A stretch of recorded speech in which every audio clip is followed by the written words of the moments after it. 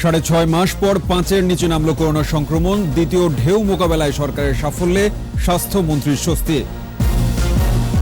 ১৫ দফা দাবিতে পণ্যবাহী ট্রাক শ্রমিকদের কর্মবিরতি, বন্দরগুলোতে পণ্য জট, বিপাকে ব্যবসায়ীরা। কুষ্টিয়ায় সাব রেজিস্ট্রার হত্যা মামলায় ৪ আসামির ফাঁসির আদেশ, ১ জনের যাবজ্জীবন।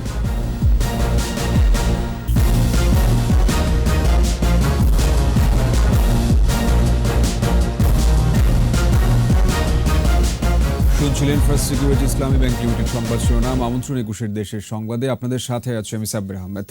দর্শক, ২১ টেলিভিশনের সংবাদ একই সাথে সরাসরি দেখতে পাবেন আমাদের ফেসবুক পেজ www.facebook.com/2124 অনলাইনে। ১৫ দফা দাবিতে সারা দেশে প্রায় ৬.৫ মাস পর করোনা সংক্রমণের হার ৫% নিচে নামল। কমেছে মৃত্যুহারও। ২৪ ঘন্টায় মারা গেছে ২৬ জন। মোট মৃত্যু ২৭,২৭৭ জন। নতুন শনাক্ত হয়েছে ১৫৬২ জন। সংক্রমণ কমলেও সবাইকে স্বাস্থ্যবিধি মেনে চলার আহ্বান জানিয়েছেন স্বাস্থ্যমন্ত্রী। এক অনুষ্ঠানে তিনি বলেছেন, সরকার সফলভাবে করোনার দ্বিতীয় ঢেউ মোকাবেলা করেছে। বিস্তারিত জানাচ্ছেন রিয়াদ সুমন। রাজধানীর শ্যামলীর ২৫০ শয্যা বিশিষ্ট যক্ষ্মা হাসপাতালের ওয়ান স্টপ সেন্টার ও রিজিওনাল টিবি রেফারেন্স ল্যাবরেটরির উদ্বোধনী অনুষ্ঠান। ঢাকায় নিযুক্ত যুক্তরাষ্ট্রের রাষ্ট্রদূত আল আর মিলারের উপস্থিতিতে এর উদ্বোধন করেন স্বাস্থ্যমন্ত্রী জাহিদ মালেক। পরে আলোচনা সভায় স্বাস্থ্যমন্ত্রী জানান, বিনামূল্যে চিকিৎসা সেবা দেয়ায় দেশে এখন ৯৫% বেশি যক্ষ্মা রোগী চিকিৎসা নিয়ে সুস্থ হচ্ছেন। প্রায় ৪৭০টি জিন এক্সপার্ট মেশিন আছে। এই মেশিন দ্বারা আমরা খুবই নিখুঁতভাবে টিবির যে ব্যাকটেরিয়া আছে সেগুলো আমরা ধরতে পারি। টিবির মাধ্যমে আমরা যদি ২০০৪ সালে বলি, সেখানে প্রায় ৭০,০০০ লোক মারা যেত। আমাদের ডিজি মহোদয় বলেছে ৪৮% কমে গেছে। এটা কিন্তু অনেক কম, অর্থাৎ এখন ৭০,০০০ থেকে মৃত্যুর সংখ্যা কমে ২৮,০০০-এ নেমেছে।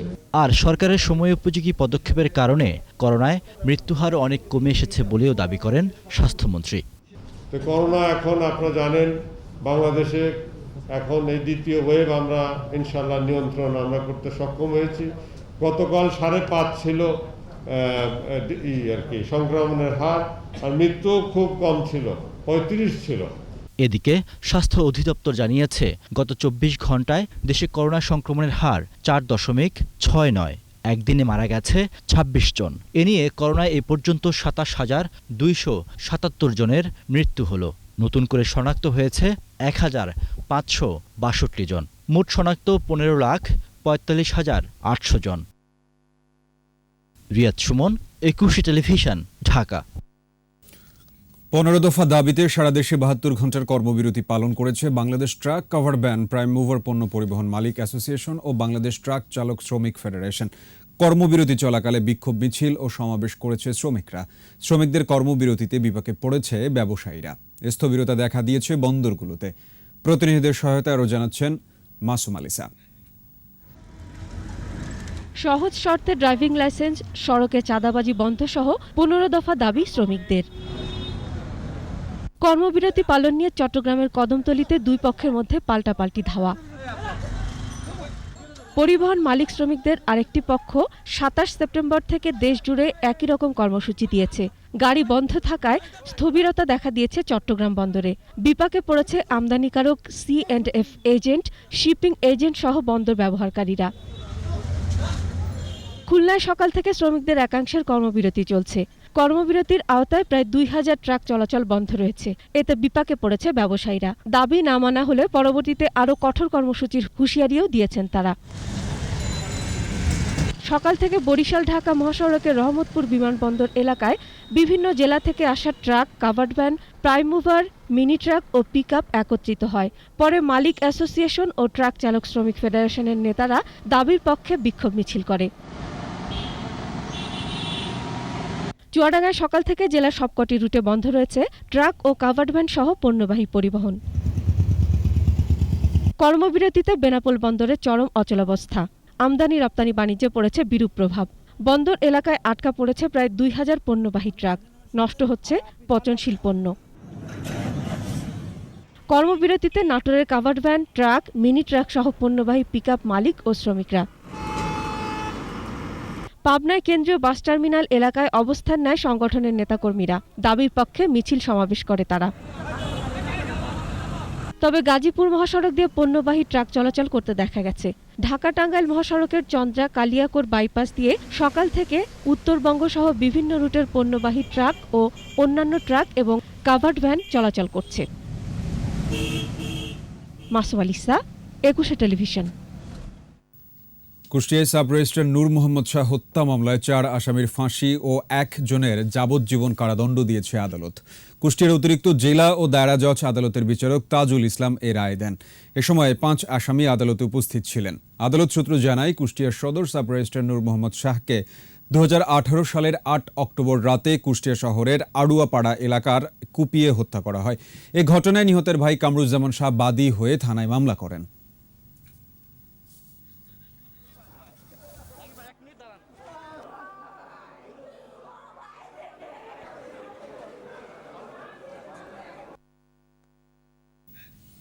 নিচ্ছি বিরতি, যখন ফিরছি তখন অন্যান্য খবরের সঙ্গে আরো থাকবে। সিনহা হত্যা মামলায় সাক্ষ্য গ্রহণ, ওসি প্রদীপের ফাঁসির দাবিতে আদালতের বাইরে মানববন্ধন।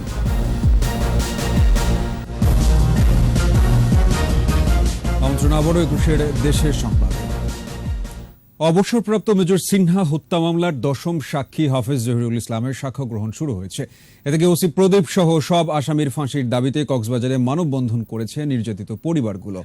সকালে কক্সবাজার জেলা ও দায়রা জজ মোহাম্মদ ইসমাইলের আদালতে সাক্ষ্য গ্রহণ শুরু হয়। মামলার উপস্থিত অন্যান্যদের মধ্যে কক্সবাজার সদর হাসপাতালের আবাসিক medical officer doctor Shahin Abdur Rahman, doctor Randhir Debnath ও সেনা সদস্য সার্জেন্ট আয়ুব আলীর সাক্ষ্য নেয়ার কথা রয়েছে। সাক্ষ্য গ্রহণ চলবে 22 সেপ্টেম্বর পর্যন্ত। এদিকে সকালে কক্সবাজার জেলা প্রশাসকের কার্যালয়ের সামনে ওসি প্রদীপ সহ সব আসামির ফাঁসির দাবিতে মানববন্ধন অনুষ্ঠিত হয়। এতে টেকনাফ থানায় ওসি থাকার সময় প্রদীপের হাতে নির্যাতিত দৈনিক কক্সবাজার বাণীর সম্পাদক ফরিদুল মোস্তফা খান সহ নির্যাতিত পরিবারের বেশ কয়েকজন অংশ নেন। জানান, ওসি প্রদীপের ইয়াবা কারবার সহ বিভিন্ন অনিয়ম দুর্নীতি সংবাদ প্রকাশ করায় তার বিরুদ্ধে 6টি মিথ্যা মামলা দেয়া হয়। মানববন্ধনে ওসি প্রদীপের ফাঁসি দাবি করেন বক্তারা। লক্ষ্মীপুরে যুবলীগের দুপক্ষের মধ্যে সংঘর্ষে অন্তত 12 নেতাকর্মী আহত হয়েছে। প্রত্যক্ষদর্শীরা জানান, কেন্দ্রীয় নেতাদের বরণ করতে বেলা 12টা থেকে পথ প্রত্যাশীরা নিজ নিজ কর্মী সমর্থকদের নিয়ে রামগঞ্জ লক্ষ্মীপুর সড়ক সহ শহরের বিভিন্ন পয়েন্টে অবস্থান নেন। এ সময় জেলা যুবলীগ সভাপতি টিপু ও সাধারণ সম্পাদক নোমান তার কর্মী সমর্থকদের নিয়ে যাওয়ার পথে জেলা যুবলীগের শীর্ষ পথ প্রত্যাশী রূপম ও বাবর সমর্থকদের মধ্যে সংঘর্ষ বাধে। এতে জেলা যুবলীগ সভাপতি সালাউদ্দিন টিপু, পথ প্রত্যাশী নুরুল আজিম বাবর সহ 12 জন নেতাকর্মী আহত হয়। আহতদের লক্ষ্মীপুর সদর হাসপাতালে চিকিৎসা দেয়া হচ্ছে। এদিকে এই ঘটনাকে কেন্দ্র করে শহর জুড়ে উত্তেজনা ও আতঙ্ক বিরাজ করছে। বিভিন্ন পয়েন্টে অতিরিক্ত পুলিশ মোতায়েন করা হয়েছে। নাটোরের লালপুরে পদ্মপাড় এলাকা থেকে দস্যুতার আলামত সহ 6 অস্ত্রধারী জলদস্যু সন্ত্রাসীকে আটক করেছে র্যাব। আজ ভোর রাতে তাদের ইলিশামারি পদ্মারপাড় এলাকায় আটক করা হয়েছে। র্যাব জানায়, ভোরে র্যাবের একটি দল লালপুরের ইলিশামারি পদ্মারপাড় এলাকায় সন্ত্রাস বিরোধী অভিযান চালায়। অভিযানে দস্যুতার আলামত সহ 6 অস্ত্রধারী জলদস্যু সন্ত্রাসীকে আটক করে র্যাব। এ সময় 3টি হাসুয়া, 7টি মোবাইল ফোন, 2টি সিম কার্ড ও 3টি মেমোরি কার্ড জব্দ করা হয়। এ ঘটনায় লালপুর থানায় একটি মামলা দায়ের করা হয়েছে। আটকরা দীর্ঘদিন ধরে পদ্মা নদী সহ তীরবর্তী এলাকায় দস্যুতা, ছিনতাই সহ সন্ত্রাসী কর্মকাণ্ড চালিয়ে আসছিল বলে জানান র্যাবের কর্মকর্তারা।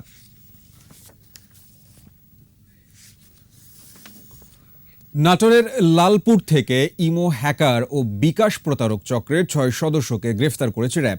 র্যাব জানায়, সোমবার গোয়েন্দা তথ্যের ভিত্তিতে র্যাবের রাজশাহীর একটি অপারেশন দল লালপুর উপজেলার মহারাজপুর বাজার এলাকায় অভিযান চালায়। এ সময় মোবাইল ফোনে ইন্টারনেট সংযোগ ব্যবহার করে সামাজিক যোগাযোগ মাধ্যম ইমো হ্যাকিং করে বিকাশের মাধ্যমে প্রতারণাপূর্বক অর্থ হাতিয়ে নেওয়ার অভিযোগে ওই 6 জনকে আটক করা হয়। এ সময় 16টি মোবাইল ফোন, 42টি সিম কার্ড ও 3টি মেমোরি কার্ড জব্দ করা হয়। এ ঘটনায় লালপুর থানায় মামলা করা হয়েছে বলে জানায় র্যাব।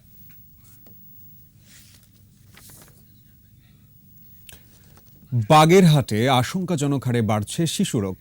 সর্দি, কাশি ও নিউমোনিয়ায় আক্রান্ত শিশুদের চিকিৎসায় হিমশিম খাচ্ছেন চিকিৎসকরা। এমন পরিস্থিতিতে অভিভাবকদের সচেতন থাকার পরামর্শ দিয়েছেন তারা। বাগেরহাট প্রতিনিধির রিপোর্ট, জানাচ্ছেন মুশফিকা নাজরিন। বাগেরহাট হাসপাতালে শিশু রোগীর সংখ্যা বেড়েছে কয়েক গুণ। শিশু ওয়ার্ডে জায়গা না হওয়ায় মেঝেতেই চলছে চিকিৎসা। 5 দিন আসছি, শ্বাসকষ্ট আর কাশি ছিল, আর আগের থেকে এখন এখানে নিউমোনিয়া ওষুধটাই বর্তমান ইংলিশ মিডিয়ামটা কেনা লাগতেছে, সেটা দিয়েই চিকিৎসা চালাচ্ছে। এখান থেকেও কিছুটা দেয় আমাদের। নিউমোনিয়া আক্রান্তদের চিকিৎসায় বেগ পেতে হচ্ছে চিকিৎসক ও নার্সদের। 0 থেকে 14 বছর পর্যন্ত বাচ্চা অ্যাডমিট হচ্ছে। রোগীর সংখ্যা মানে বর্তমানে আমাদের বেড যে সংখ্যা তার থেকে 4-5 গুণ রোগী হচ্ছে যে অ্যাডমিট হচ্ছে। এই চিকিৎসা সেবা থেকে অনেক হিমশিম খাচ্ছে। এমন পরিস্থিতিতে আতঙ্কিত না হয়ে অভিভাবকদের সচেতন হওয়ার পরামর্শ দিয়েছেন বিশেষজ্ঞ চিকিৎসকরা।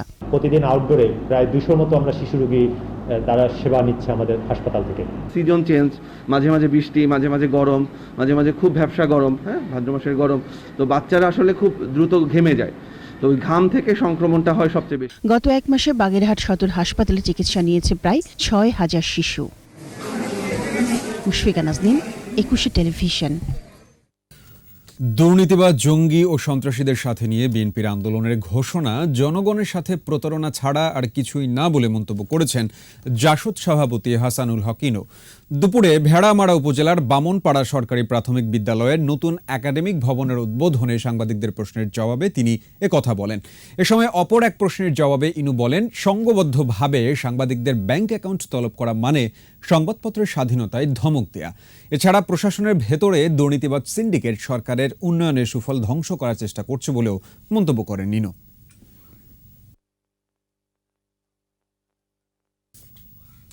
7 ঘন্টা পর ঢাকার সঙ্গে সিলেট ও চট্টগ্রামের রেল যোগাযোগ স্বাভাবিক হয়েছে। গাজীপুরের টঙ্গী রেলওয়ে জংশন এলাকায় মালবাহী ট্রেনের 3টি বগি লাইনচ্যুত হলে ট্রেন চলাচল বন্ধ হয়ে যায়। টঙ্গী রেলওয়ে জংশনের স্টেশন মাস্টার জানান, সকাল 10:30টার দিকে চট্টগ্রাম থেকে ছেড়ে আসা ঢাকাগামী মালবাহী ট্রেনটি টঙ্গী অতিক্রম করার সময় 3টি বগি লাইনচ্যুত হয়। ঢাকা থেকে উদ্ধারকারী রিলিফ ট্রেন গাজীপুরে পৌঁছালে যোগাযোগ পুনঃস্থাপনের চেষ্টা শুরু করে রেল বিভাগ। এ ঘটনায় হতাহত হয়নি।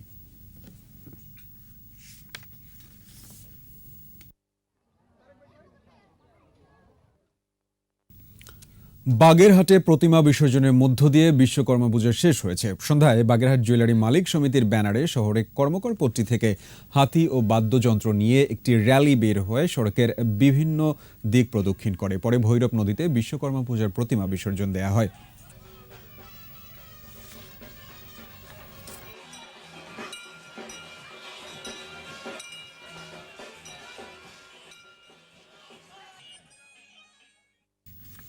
এবার আমাদের বিশেষ আয়োজন আমার বাংলা।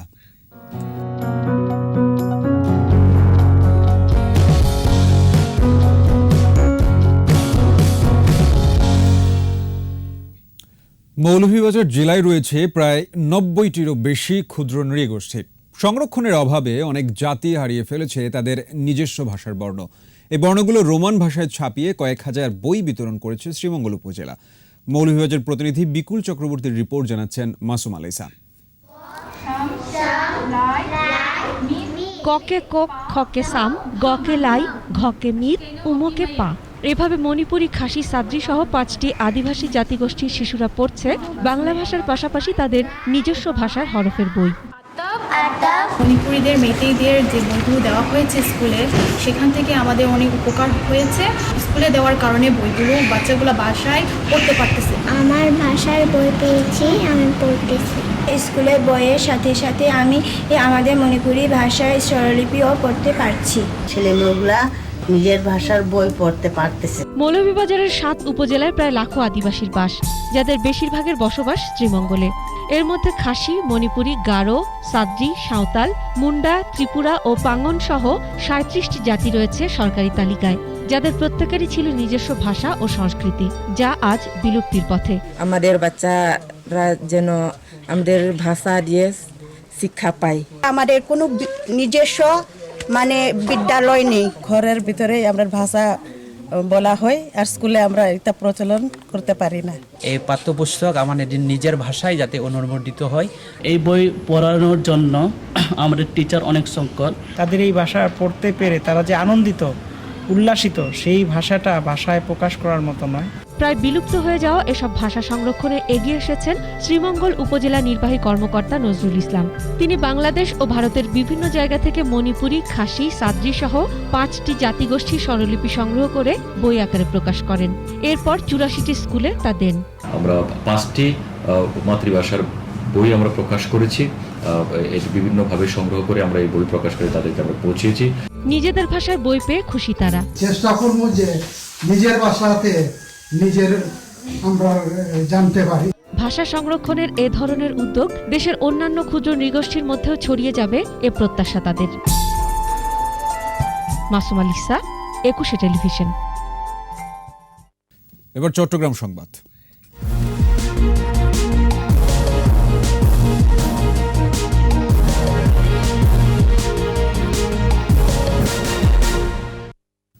দ্বিতীয় ডোজ ভ্যাকসিন নেওয়ার পর চট্টগ্রাম মহানগরীর 99.13% মানুষের মধ্যে অ্যান্টিবডি তৈরি হয়েছে বলে জানিয়েছে গবেষকরা। মঙ্গলবার Chittagong veterinary and animal sciences বিশ্ববিদ্যালয়ের গবেষক দল এই তথ্য জানায়। সম্প্রতি বিশ্ববিদ্যালয়ের উপাচার্য প্রফেসর ডক্টর গৌতম বুদ্ধ দাসের নেতৃত্বে একটি দল ভ্যাকসিন গ্রহণকারীদের উপর গবেষণা চালায়। তারা জানায়, দ্বিতীয় ডোজ ভ্যাকসিন নেওয়ার 6 মাস পার হওয়ার পরে করোনা থেকে সুরক্ষা দেওয়ার মতো পর্যাপ্ত অ্যান্টিবডি তৈরি হয়েছে মানুষের শরীরে। মহানগরীর 746 জনের উপর গবেষণা চালায় তারা। এর মধ্যে প্রথম ডোজ গ্রহণকারীদের মধ্যে 62.33% মানুষের শরীরে অ্যান্টিবডি তৈরি হয়েছে বলে জানায়। ডিপ্লোমা প্রকৌশলীদের পেশাগত পদবি অবলম্বন করার প্রতিবাদে চট্টগ্রামের সামনে বিক্ষোভ সমাবেশ করেছে ছাত্র শিক্ষক পেশাজীবী সংগ্রাম পরিষদ। দুপুরে নগরী প্রেস ক্লাবের সামনে জেলা শাখা এই কর্মসূচি পালন করে। এ সময় বক্তারা বলেন, ডিপ্লোমা প্রকৌশলী ও পলিটেকনিক ছাত্র শিক্ষকদের পেশা এবং কারিকুলামগত সমস্যা গেল 1 দশকেও সমাধান হয়নি। এ সময় তারা দ্রুত 4 দফা দাবি বাস্তবায়নের তাগিদ দেন। পরে বিক্ষোভ মিছিল বের হয়ে প্রেস ক্লাব থেকে আইবি চট্টগ্রাম কার্যালয়ে গিয়ে শেষ হয়।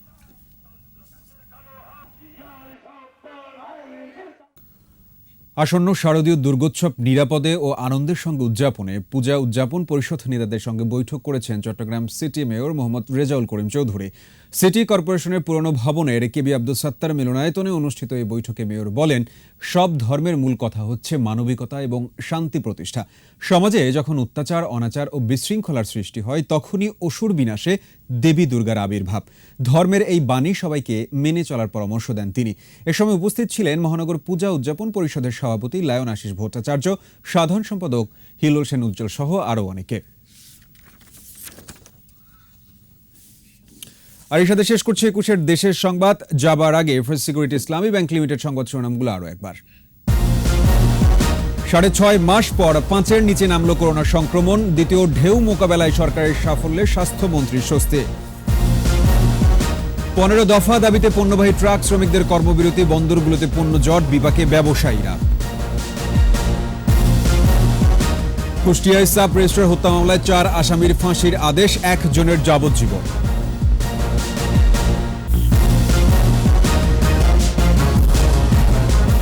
দর্শক, সর্বশেষ খবর জানতে ডায়াল করুন 202 নম্বরে, ভিজিট করুন 21tv.com এই ওয়েবসাইটে। এছাড়া ফেসবুকে লগ ইন করতে পারেন facebook.com/2124 অনলাইনে। এতক্ষণ সাথে থাকার জন্য আপনাদের সবাইকে ধন্যবাদ। পরের সংবাদ সন্ধ্যা 7টায় দেখার আমন্ত্রণ রইল। স্বাস্থ্যবিধি মেনে চলুন, সুস্থ থাকুন।